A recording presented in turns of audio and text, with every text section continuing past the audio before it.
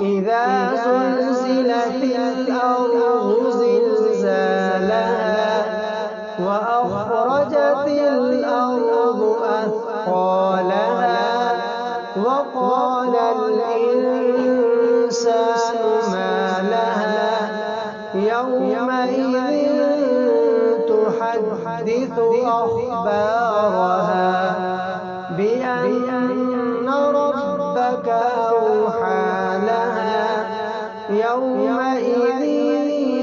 يصدر الناس أشتاتا ليروا أعمالهم فمن يعمل مثقال ذرة خيرا يره